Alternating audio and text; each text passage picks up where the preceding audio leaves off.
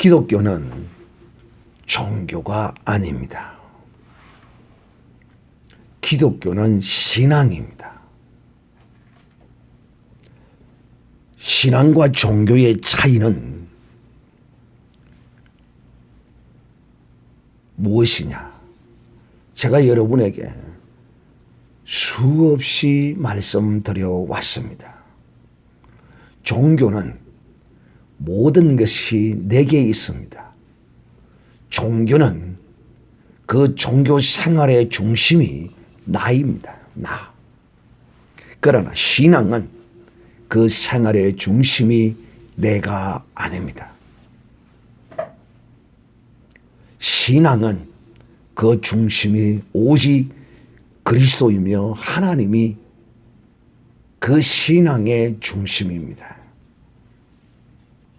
또 늘 여러분에게 말씀드린 같이 종교는 내 때와 내 방법과 내 뜻을 따라서 나의 신이여 내게 응답하여 주시옵소서.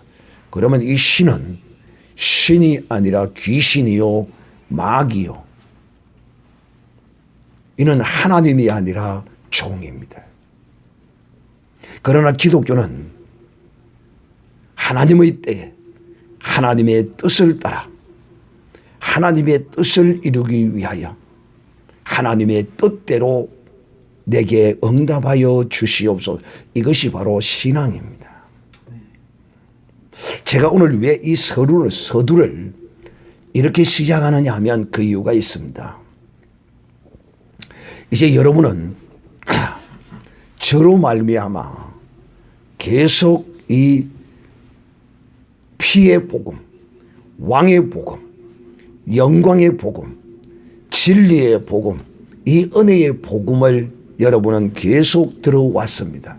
그러므로 이 1년 동안 드려지는 그 말씀들이 하나님의 절기를 따라 농사를 지으신과 같이 성경의 절기를 따라서 여러분에게 말씀을 전하고 있다는 사실을 이제 눈치채고 알아야 합니다. 이제는 이것이 끝나가면 이제는 다음 달이나 다음 주부터는 무엇을 하겠네 하고 예상이 다 되어져야 합니다. 자, 바로 이런 것이 종교이며 이런 것이 신앙입니다. 오늘부터 우리는 하나님 앞에 종교인으로 서는 것이 아니라 신앙인으로 서야 합니다. 이제 이번 주부터 우리는 고난의 절기를 우리는 들어갑니다. 이 말이 무슨 말이냐면 보통의 교회는 고난의 주간을 한 주간으로 보내고 맙니다. 그러나 저는 한 달에서 한 달 반을 이 주님의 고난에 관하여 여러분에게 말씀을 전합니다. 그래서 개인적으로 저는 이렇게 우리 교회는 고난의 절기를 이제 시작합니다. 그리고 이제 4월 둘째 주에 이제 부활주일인가 그랬을 것입니다. 그러니까 부활을 고난을 통하여 부활의 영광을 맛보는, 그러므로 여러분 주님께서 이처럼 우리에게 절기를 따라서 하나님이 이렇게 우리의 영혼의 농사를 지으시는 것은 우리를 종교인으로 만들기 위하여 하나님이 이런 영혼의 농사를 절기를 따라서 지으시는 것이 아닙니다. 종교인,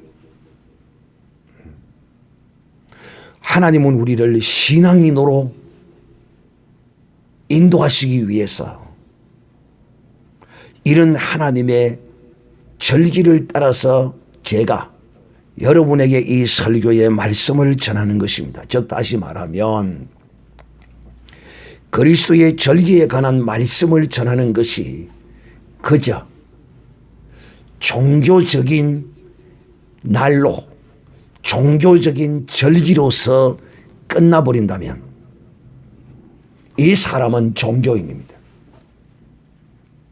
그러나 이 주님의 거룩한 이 고난의 절기를 내 영혼과 내 육신의 은혜로서 받는 절기가 된 사람은 신앙인입니다. 자, 이제 좀 더 구체적으로 설명하면 이런 것입니다.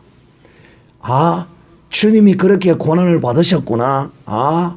하고 지식적으로 이것을 지식적으로만 받아들이고 그냥 한 예배의 한 시간으로 한 절기로서 기념식으로 끝나버린다면 이 사람은 종교인입니다. 그러나 이 고난의 절기를 오랜 시간 동안, 저는 일주일이 아니라 보통 교회는 일주일입니다. 그러나 저는 한 달 보름에서 한 달 동안을 이 고난의 말씀을 여러분에게 전하는 이유는 형식과 어떤 기념적인 측면에서 이걸 말하는 것이 아니에요. 설교하는 것이 아니에요. 즉 주님의 고난의 은총을 입으라는 것입니다. 여러분이 진실로 이 절기에 주님의 이 고난받으신 거룩한 은총을 입어야만이 이것이 생명이요 이것이 복음입니다. 즉 내가 문제가 있고 내가 여러 가지의 삶의 문제들이 많이 있을 수가 있어요. 질병이 있을 수도 있고 여러 문제가 있을 수가 있어요. 그런데 이 주님의 이 고난은 우리의 인생의 모든 문제를 십자가에서 한 방에 다 해결해 주셨습니다. 그러므로 우리가 이 고난의 절기를 그냥 주님의 고난은 이런 것이구나, 이랬구나, 이성적으로만 이렇게 받아들이는 것이 아니라는 거예요. 나의 치명적인 문제와 나의 치명적인 질병과 나의 어떤 이런 죄악성과 이런 것이 있다면 이 한 달 이상 이 진리의 거룩한 주님의 이 고난의 거룩한 은총의 말씀이 전해지는 이 기회를 통하여 여러분이 그 은혜를 입어야 돼. 병이 있는 사람은 고침을 받아야 되고 문제가 있는 사람은 문제를 해결을 받아야 되고 이런 것이 실제적으로 이루어지고 부활의 절기를 맞이해야 그 부활이 참 부활의 절기로 우리에게 임하는 것이지 전혀 이 주님의 고난의 은총의 이 거룩한 절기를 그저 이론적으로 기념식적으로 그냥 절기가 오니까 그냥 지키는 이런 것이 되어서는 안 된다는 것을 여러분에게 전제하고 지금으로부터 이제 한 달 동안을 이 주님의 거룩한 고난의 말씀을 여러분에게 전하고자 합니다. 그러므로 각자가 이런 하나님의 은혜를 사모함으로 간구함으로 주님은 못하실 게 없어요. 문제는 나예요. 찾지 않고 두드리지 않고 구하지 않고 그냥 막연하게 그냥 그렇게 문제를 안고 살아가는 것은 이것은 옳은 것이 아니에요. 그래서 저는 이 고난의 거룩한 절기를 통하여 여러분의 그런 치명적인 어떤 문제와 이런 것들이 진실로 주님의 거룩한 그 손길로 주님이 그것을 다 짊어지시고 십자가에서 죽으셨는데 그 은혜를 온전히 입는 이런 믿음의 사람이 되기를 원하는 마음으로 한 달여 동안을 여러분에게 이 주님의 고난에 관하여 말씀을 지금 드리고자 하는 것입니다. 기 있는 자는 주께서 우리에게 베푸시고자 하는 그 은혜를 듣고 받는 자가 될 것입니다. 귀 없는 자는 결코 듣지 못하고 깨닫지 못할 것입니다. 정은 분명히 이 하나님의 뜻을 알고 그저 하나님은 이런 절기로서만 알고 넘어가라고 이렇게 행하신 것이 아니에요. 실체적으로 내가 고난 당한 이 은혜를 너희가 입으라고 이 절기를 따라서 하나님이 농사를 짓고 계시다는 것을 제가 여러분에게 오늘 말씀을 먼저 드리는 것입니다. 그래서 오늘 첫 시간으로 예수님의 피, 어린 양의 피에 대하여 여러분에게 말씀하고자 합니다. 기독교는 사실상 이 피를 빼버리면 기독교는 존재할 가치가 없습니다. 마치 않고 없는 찐빵입니다. 않고 없는 찐빵 그 무슨 맛으로 먹습니까? 아무 맛 없습니다. 풀덩어리에 불과합니다. 그러나 그 풀덩어리 안에 그 맛있는 단팥이 들어있기 때문에 거기 찐빵이 그렇게 맛있는 것입니다. 여러분은 찐빵의 맛있음을 여러분은 모르죠. 여러분 찐빵 먹어보지 않아서 잘 모르죠. 않고 없는 찐빵이라는 말은 들어봐도 그 찐빵이 뭔가 하면 호빵입니다. 바로 오늘날의 호빵입니다. 거기 찐빵이에요. 그러니까 그걸 만들어 놓고 이제 그것이 이제 딱딱해지지 않기 위해서 수증기를 물을 가해 가지고 전기가 올라오도록 해서 이제 그걸 팔아요. 어릴 때 그런 것이 얼마나 맛있는지 몰라요. 여러분은 그 찐빵이 얼마나 맛있고 풀빵이 얼마나 맛있는 줄을 여러분은 모릅니다. 풀빵. 국화빵이라고 그래요. 동그란 거예요. 5cm, 한 5cm 정도 되는 거 동그라고. 5cm에 한 2.5, 3cm 되는 거. 이 풀빵.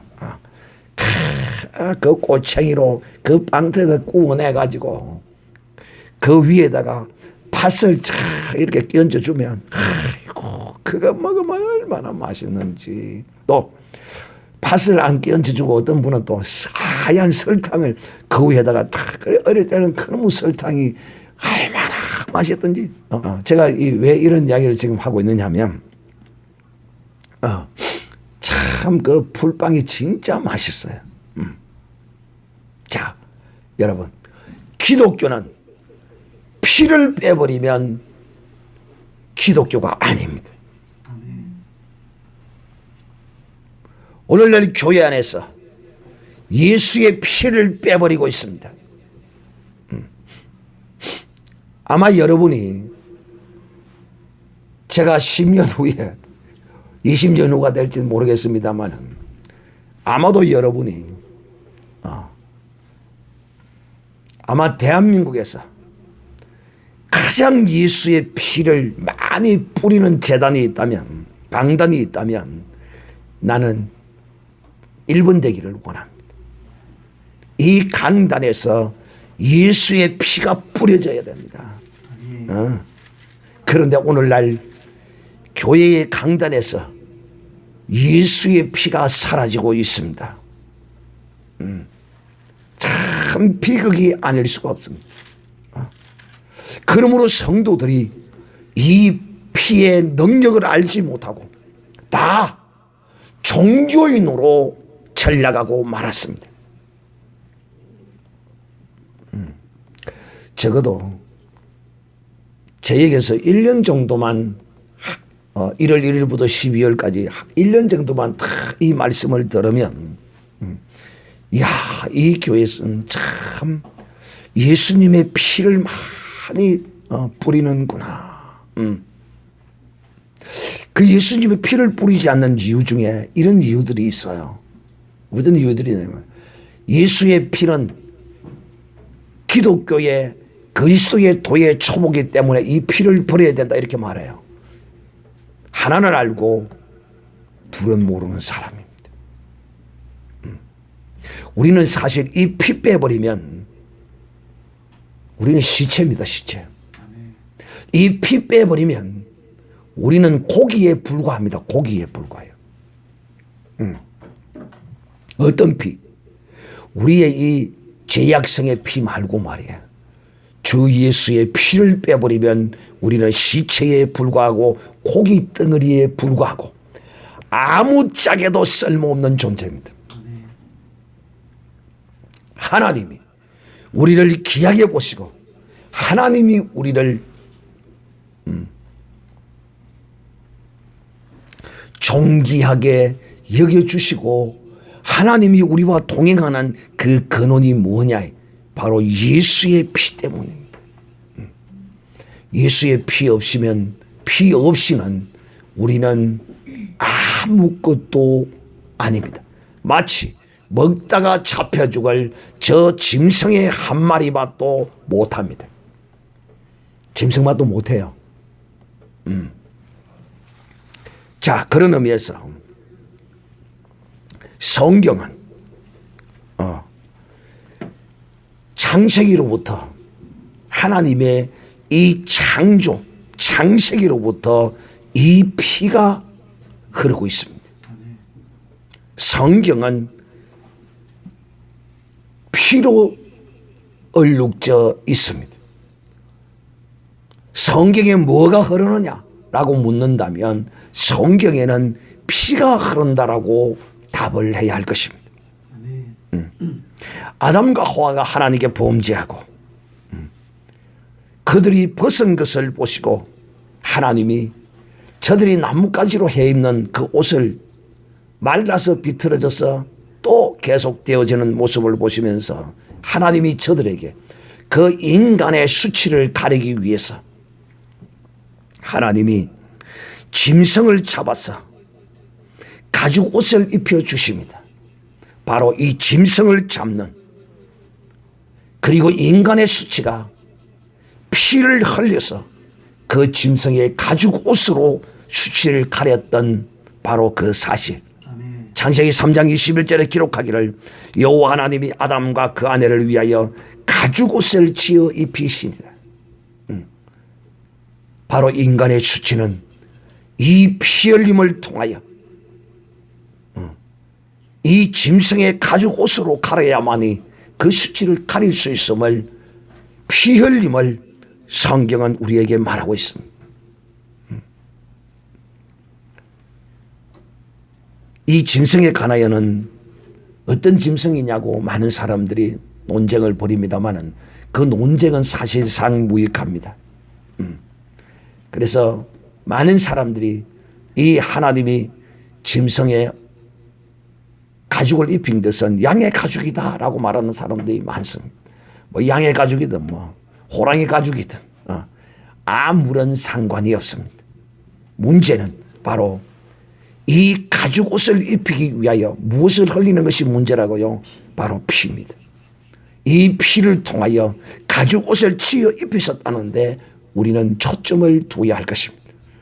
어쨌든 이 짐승의 핏뿌림으로 인간의 수치는 가려졌습니다. 성경은 이것을 신학적으로 이렇게 말합니다. 원시복음이라. 피는 또 어디서 또 나타나느냐면 아벨이 양을 잡아 피를 흘려 제사를 하나님께 드렸습니다.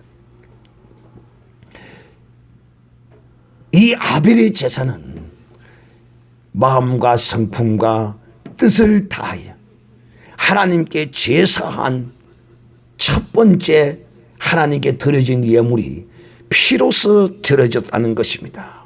그랬을 때 이 피로 드려진 이 제사가 하나님께 기억하신 바 되었다 이렇게 말합니다.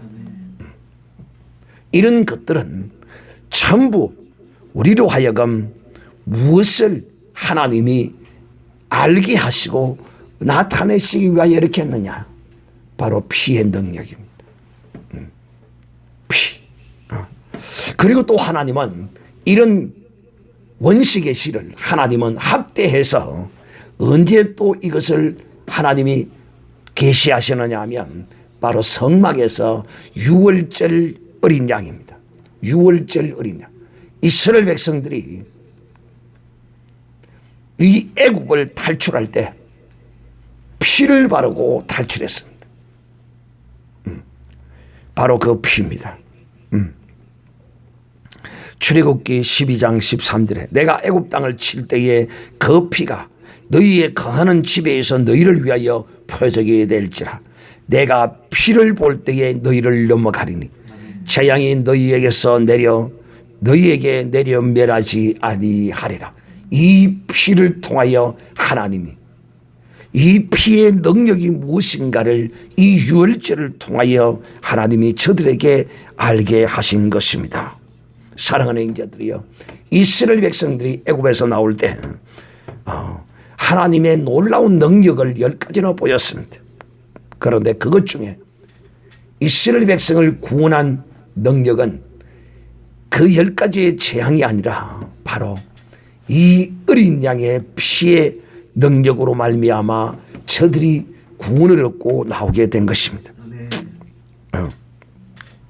자, 이제 이처럼 하나님이 이렇게 피를 하나님이 계시하고 이렇게 나타내신 이유는 뭐냐 하면 바로 이 성막을 통하여 우리에게 하나님이 완전히 이제 그것을 드러내었습니다. 그래도 하나님의 성령의 감동함이 없이는 그 놀라운 하나님의 역사를 알 수 없었습니다. 유대인들이 몰랐거든요. 성막의 제사는 지냈으나 그것이 무엇인지를 깨달아 알지를 못했습니다. 그러나 하나님의 사람 사도 바울이 그 성막의 제사에 그 양을 잡아 드렸던 그 제사가 예수 그리스도라는 사실을 예표였다는 사실을 사도 바울이 우리에게 히브리서를 통하여 로마서를 통하여 우리에게 증거했던 것입니다. 그러므로 하나님께서 때가 참에 여인에게서 그 아들을 낳게 하시고 육신을 입으시고 이 땅에 오셨습니다. 이것을 이끌어서 우리는 요한복음 1장에 기록하기를 말씀이 육신이 되어 우리 가운데 거하시래라고 말씀. 왜 말씀이신 태초의 말씀이신 하나님이 이 육신을 입으시고 이 땅에 오셨는가 하는 것입니다. 그 이유는 크게 두 가지 이유 때문입니다. 하나님이 왜 육신을 입으셔야 했습니까? 그 이유가 뭡니까? 첫째는 피. 육신이 없이는 피를 담을 수가 없어요.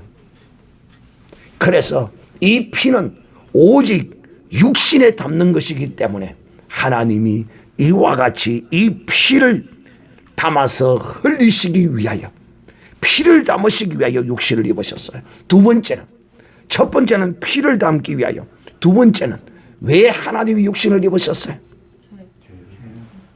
왜 육신을 입으셨어요? 응?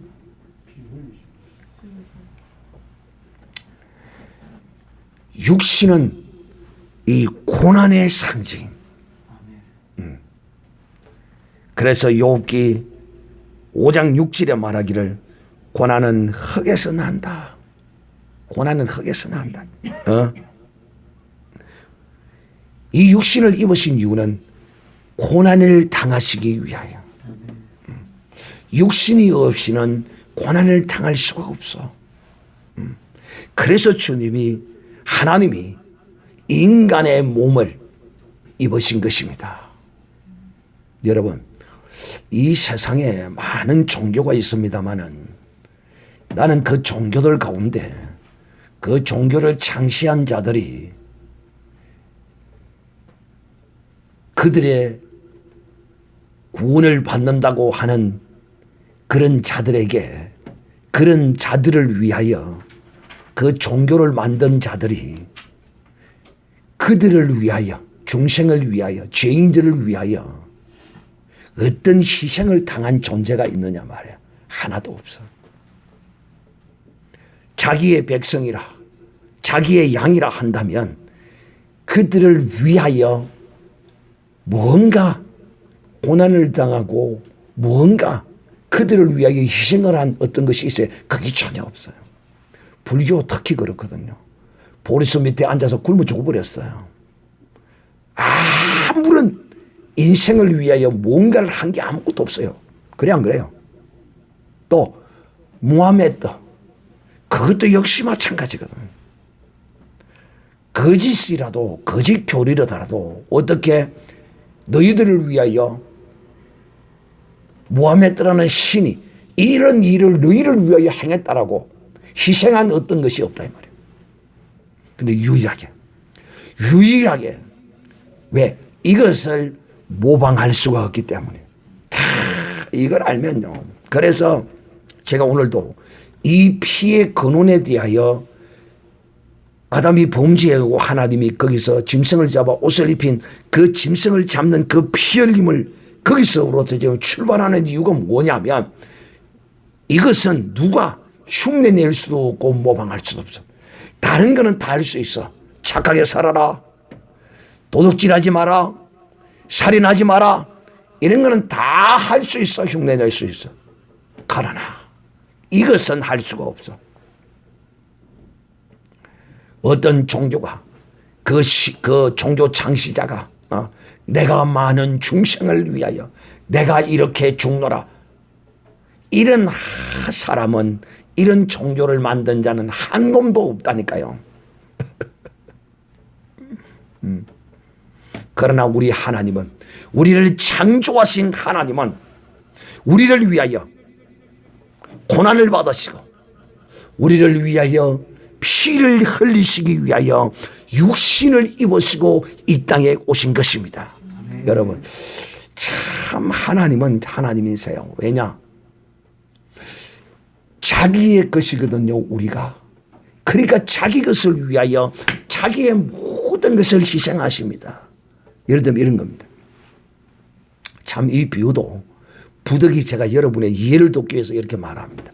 솔로몬의 지혜에 나오는 그 어린 아이 사건이잖아요. 자기가 낳았으니까 칼로 잘라서 두 개를 나누자 하니까 자기가 낳았기 때문에 절대로 그렇게 해서는 안 된다. 그냥 주라는 겨. 근데 자기가 낳지 않았기 때문에 칼로 갈라서 똑같이 나누어 주라 그러니까 그렇게 하라고 이렇게 하는 거예요.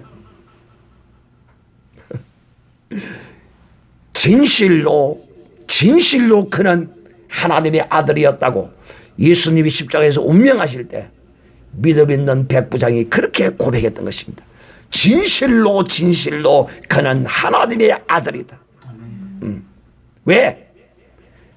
바로 하나님은 우리를 창조하셨기 때문에 자기가 창조한 자기의 형상과 모양의 이 인간의 구원을 위하여 직접 그들을 위하여 이 낮고 천한 이 육신의 몸을 자기가 창조한 이 육신의 형상을 입으시고 이 땅에 오신 것은 고난을 받으시고 피를 담아서 그 피를 흘리시기 위하여 이렇게 오신 것입니다. 왜 우리는 예수 그리스도를 어린 양이라고 이렇게 부르는가? 그 이유는 무언가? 사랑하는 형제들이요, 예수 그리스도가 마치 이스라엘 백성이 광야에서 성막에서 양을 잡아 하나님께 제사를 드려서 그 속죄함을 입은 같이 우리 주 예수 그리스도께서 마치 한 마리의 양과 같이 우리의 죄를 다 짊어지시고 십자가에서 피 흘려 죽으시기 때문에 예수 그리스도를 어린 양이라, 어린 양 예수의 피라 우리가 이렇게 부르는 것입니다. 그래서 기독교는 다시 한번 말합니다. 예수의 피를 빼버리면 이 기독교가 아닙니다. 종교의 하나에 불과한 것입니다. 이 성경은 예수 그리스도의 피로 점철된 피의 역사입니다. 그래서 종교개혁자 마틴 루터는 말하기를 이렇게 말했다고 합니다. 성경을 쥐어짜면 피가 나온다. 처음에는 짐승의 피가 나오고 더 세게 짜면은 예수의 피가 흘러나온다라고 이렇게 고백했다는 것입니다. 이 예수 그리스도의 피는 어떤 피입니까? 죄 없는 피입니다. 우리의 인생은 모두가 다 죄악의 피를 가지고 있습니다. 이 피는 곧 누구의 피입니까? 하나님의 아들의 피입니다. 이 하나님의 아들의 피는 도대체 어떤 피입니까? 이 피는 우리를, 불의한 우리를 하나님이 이 피로 말미암아 우리를 의롭게 하십니다. 로마서 5장 9절에 말하기를 그 피로 인하여 우리가 거룩함을 의롭다함을 입었은저 이렇게 말합니다. 이 피가 없이는 하나님 앞에 의롭다고 여김을 받을 사람이 아무도 없습니다. 두 번째는 구원의 피입니다. 세 번째는 죄사함의 피입니다.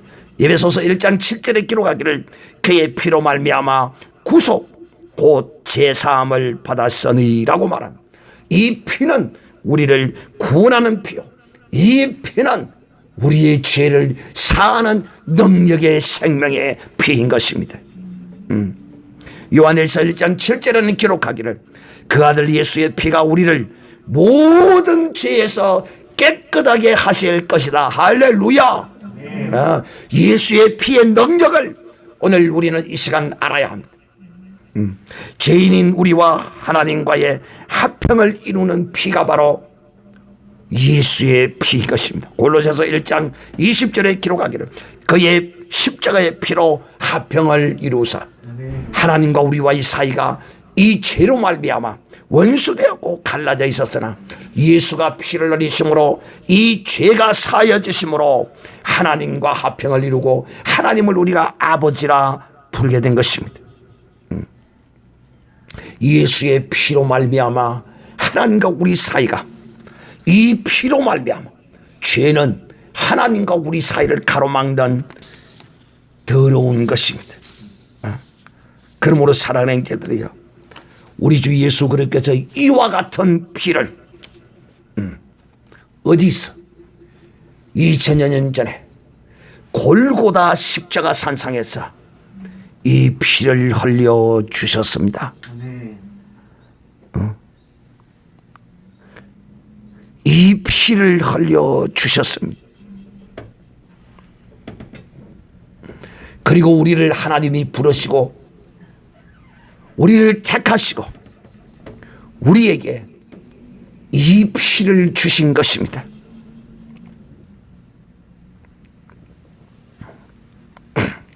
베드로전서 1장 2절에 기록하기를 곧 하나님 아버지의 미리 아심을 따라 성령의 거룩하게 하심으로 순종함과 예수 그리스도의 피뿌림을 얻기 위하여 택하심을 입은 자들이다 라고.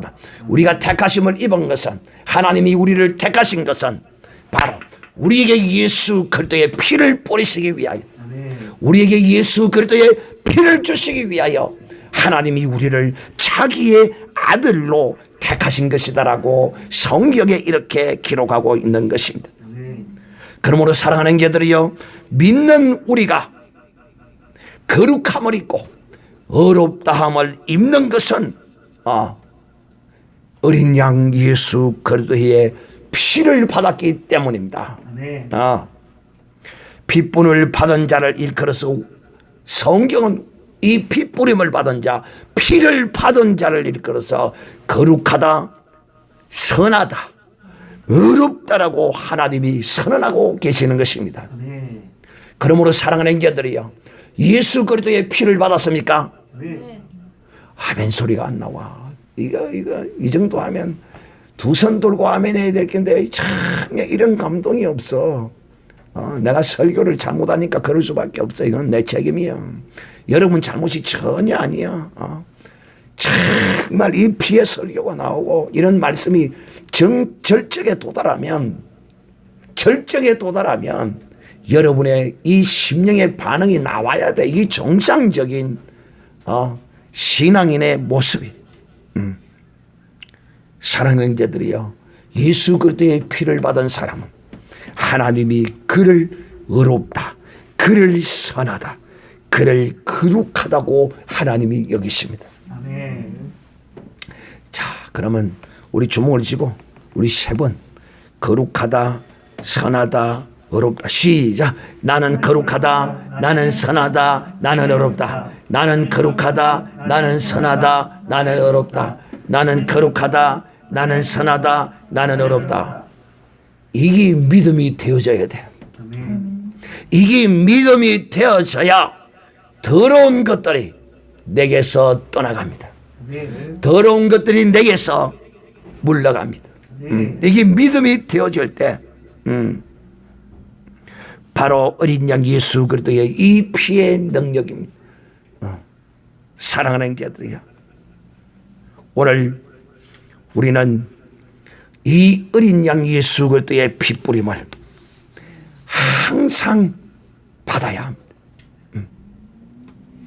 이 말이 무슨 말이냐?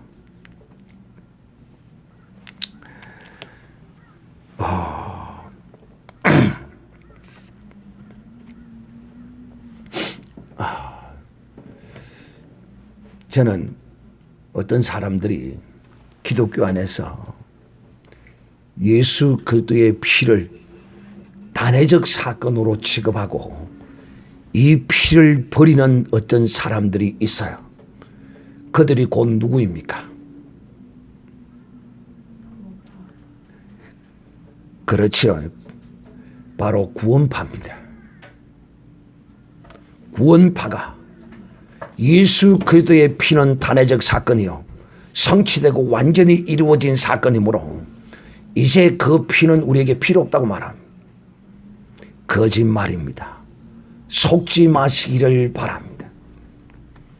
또 어떤 이단 비스무리한 그런 자들이 예수의 피를 단회적 십자가의 구원의 은총의 사건으로 한정 지어버리고 이 피에 대하여서는 다시 언급하지 않도록 만들고 있습니다. 아주 잘못된 것입니다. 아주 잘못된 것입니다.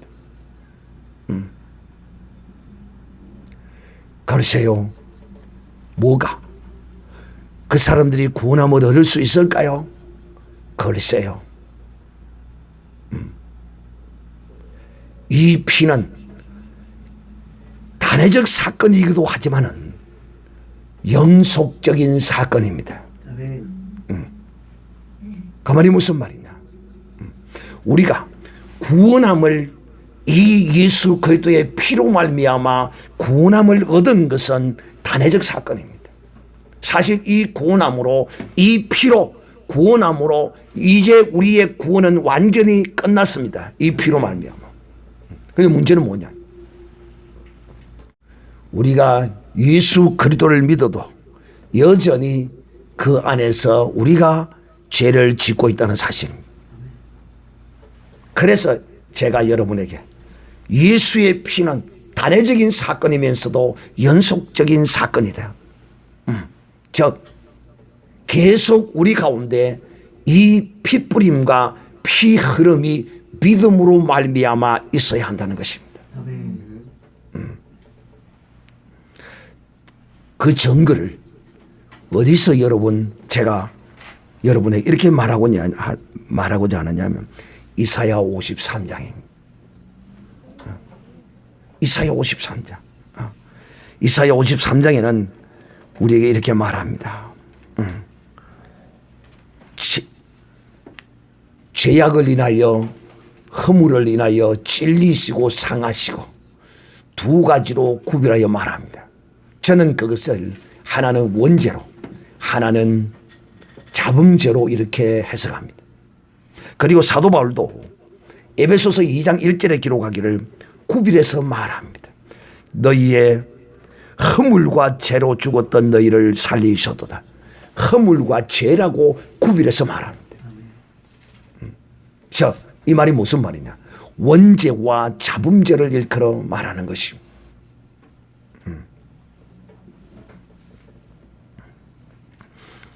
사랑하는 형제들이여, 출애굽의 어린 양의 피는, 제가 지금 두 가지로 말합니다.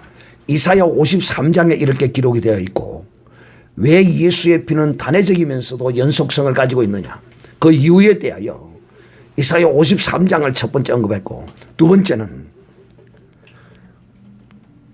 이스라엘 백성들이 출애굽을 통하여 광야에서 성막에서 어린 양을 잡아 피를 흘린 이 사건입니다. 즉 하나님이 출애굽할 때 어린 양의 피를 바르는 것으로 완전히 이 피와 상관없이 끝이 났다면 광야에서 성막을 세우고 거기서 어린 양을 잡아 피를 뿌리는 이런 예식을 하나님이 만들 이유가 없었을 것이라는 것입니다.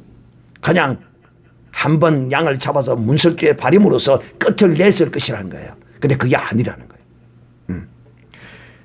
어린 양의 피는 출애굽할 때의 단회적인 사건이기도 하지만 강약 교회에서 드리는 어린 양의 피는 허물을 위한 육신을 입고 사는 인생이 계속해서 하나님 앞에 드려졌다는 사실은 바로 이 피는 단회적이면서도 연속성을 가지고 있다는 사실을 보여준 사건인 것입니다.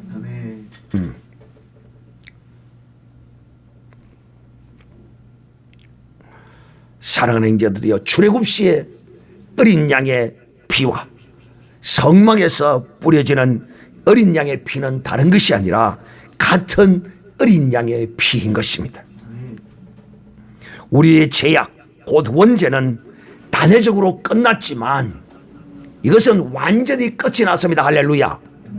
내 원죄는 예수 그리스도의 피로 단회적인 사건으로 완전히 끝이 났어요.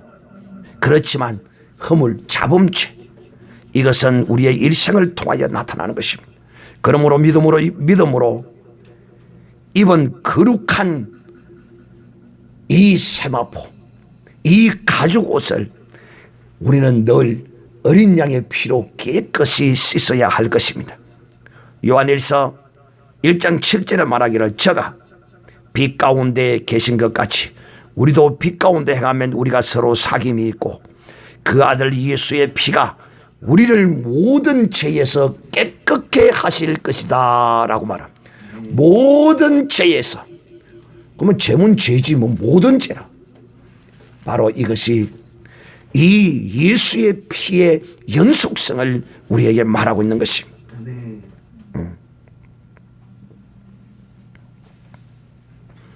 그러므로 사랑하는 형제들이여, 어린 양의 피와 물은 이제 이 어린 양의 예수의 물과 피는 먼 곳에 있지 않습니다. 바로 우리 속에 있습니다. 믿는 자들 속에 이 피가 있어요. 제가 참 여러분에게 이 피를 많이 강조합니다. 여러분의 귀에 못이 앉아야 돼요. 내 속에는 예수님의 피가 있구나. 내 속에는 예수님의 피가 있구나. 오늘 성경의 본문의 말씀과 같이 성령이 우리 속에 들어오실 때 그냥 들어오신 것이 아니라 어린 양 예수의 물과 피를 가지고 들어오셨습니다. 할렐루야. 내 속에는 예수의 피가 있다. 시작은 시작. 내 속에 예수의 피가 있다. 내 속에 예수의 피가 있다. 내 속에 예수의 피가 있다. 그렇습니다. 믿는 자들 속에 예수의 피가 있어요. 그러므로 우리는 이 예수의 피를 찬송으로 뿌려야 합니다. 할렐루야. 찬송으로 이 예수의 피를 뿌려야 돼요. 또 기도로 이 피를 뿌려야 돼요. 기도로. 또 말씀으로 이 피를 뿌려야 돼요. 오늘 바울은 디모데전서 4장 5절에 이렇게 말합니다. 하나님의 말씀과 기도와 찬송으로 거룩하여 지민이라. 할렐루야. 그러므로 우리가 거룩함을 입는 것은 어린 양 예수 그리스도의 피를 늘 우리는 찬송으로, 기도로, 말씀으로 뿌림으로써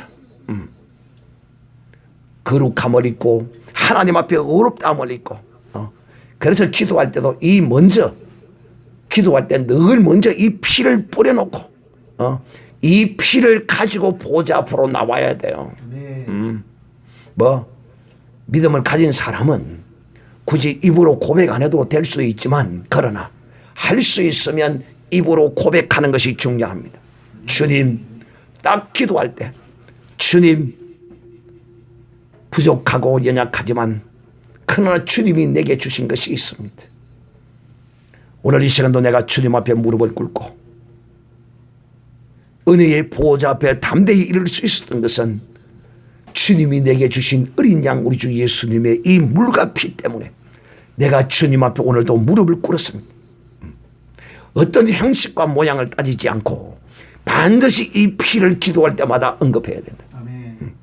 이 피를 볼 때, 이 피가 예수의 피가 내 입에서 뿌려질 때 거기에 누가 가장 예민하게 반응하는 줄 압니까? 내 입술로 예수의 피가 뿌려질 때 누가 거기에 가장 예민하게 반응할까요?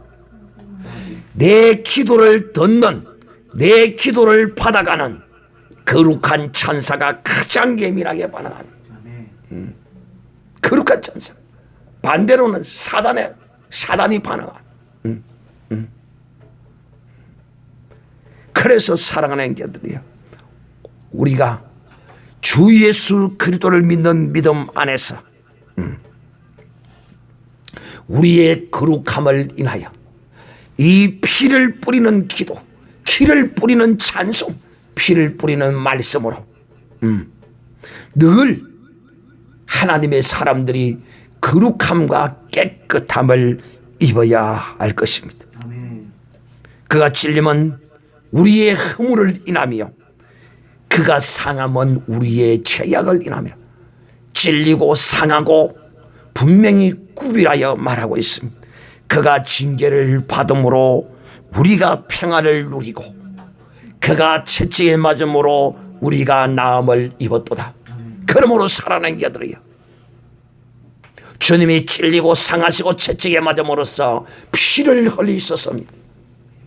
저는 이 고난의 절기가 매년마다 다가오는 이런 한 절기로서 기념으로 끝나는 것이 아니라 제가 이렇게 설교할 때는 간절함을 가지고 저는 압니다. 깨닫는 은혜가 있어 하나님 이 절기에 진실로 하나님의 은혜를 채찍에 맞음으로 나음을 입었다. 그가 찔림은 우리의 허물을 인하며 우리의 내 허물 때문에 주님이 찔렸구나. 창에 찔리고 못에 찔리고 가시관에 찔리고 이것을 믿음으로 내가 이 절기에 주님의 은혜를 온전히 내가 한번 입어야 되겠다 하고 이 절기에 정녕 이 뜻을 알고 주님의 은혜를 받기 위하여 금식도 하고 저는 금식주의자가 아닙니다마는 정말 이런 절박한 이런 가슴으로 주님 앞에 나아가면 주님이 반드시 그런 마음을 가진 자를 인도해 주십니다. 그래서 제가 여러분에게 서두에도 말씀드린 것처럼 이 절기에 예수 그리스도의 고난의 은총을 내가 온전히 한번 입어야 되겠다 하는 이런 결단과 이런 모습으로 이 절기를 보내시기를 다시 한번 우리 주 예수님의 이름으로 여러분에게 축복합니다.